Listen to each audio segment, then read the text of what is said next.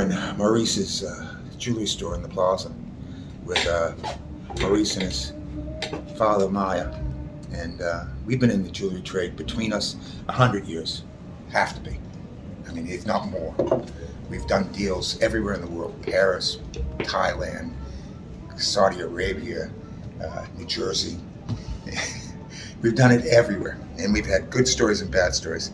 But I started working here for my friend and partner and piece of shit, Richie Winnick, and he had a partner named, one of his partners was a thief. He was robbing him just all the time, and the other one was a Persian named, I can't even remember his name. I don't want to even mention it because anyway, but we were selling Drek, and Maya comes down and we become friendly, and he says, "What is this stuff? You can't sell this. This is decades old. It looked like you got it from a crashed out junkie." I said, "Yeah, I know." And so I was sitting there. And one day, I had this partner, Janet, who was always crying, "How am I going to afford my Botox?" Face looked like a Shar-Pei, you know. And so I'm sitting there, and one day this woman walks in. She's a bit schlumpy, a little bit schlumpy, an old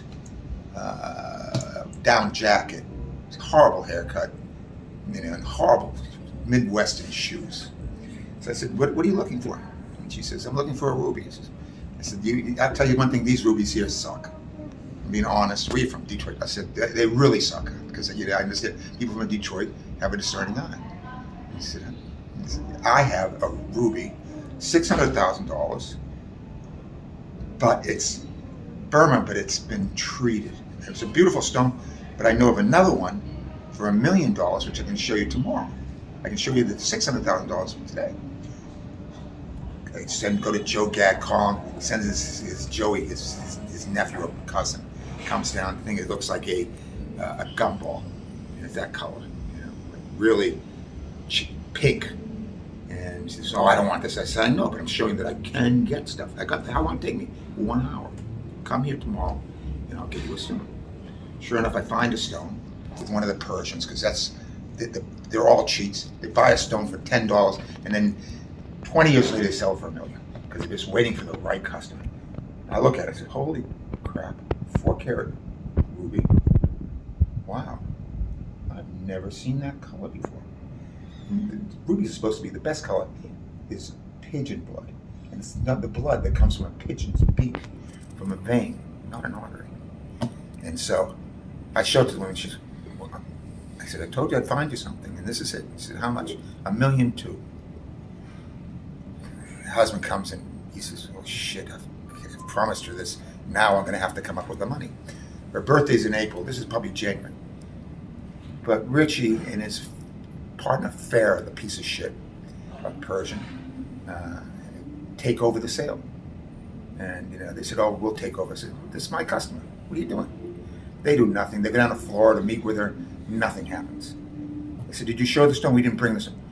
"You're selling something. You didn't bring it with you. You're supposed to be this ring box go. What are you? You're both in the trade. You're idiots. You can't talk to us that way." "I'll talk to you that way because it's my sale." "It's not your sale. I found the stone. I found the customer. You guys almost just blew it." Comes up to her birthday. Said, "Do you call her for her birthday?" I said, "No." I call her up. I say, "Listen,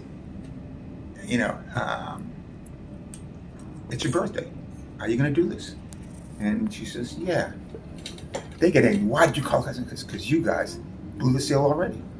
So I make the sale, $1.2 million. I'm supposed to get $30,000 in commission. I suppose you should have gotten a lot more, but $30,000. I have kids, whatever I got. Richie pays me, and Farah says, "I didn't pay you. I'm not going to pay you because you did nothing." I said, "You motherfucker! I'm going to tell you how this is going to go from now on. I don't need your fucking money." And his brother's here, Joey. He says, "You can't talk." I said, "Listen, keep your mouth shut, or else something bad's going to really happen to you.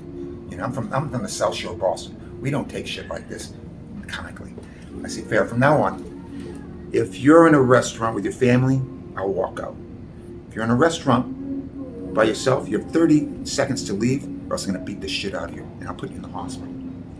If I'm sitting there, you see me at a restaurant, you go out. You do not come in, and I'm going to give you 30 seconds. That's all I'm going to give you." Everybody comes up to me and says, "How could you threaten him like that?" I says, "Because I'm from the South Shore of Boston." The Goys, the last of the Shabbos Goys. There you go. That's great. Mm-hmm. And Cut.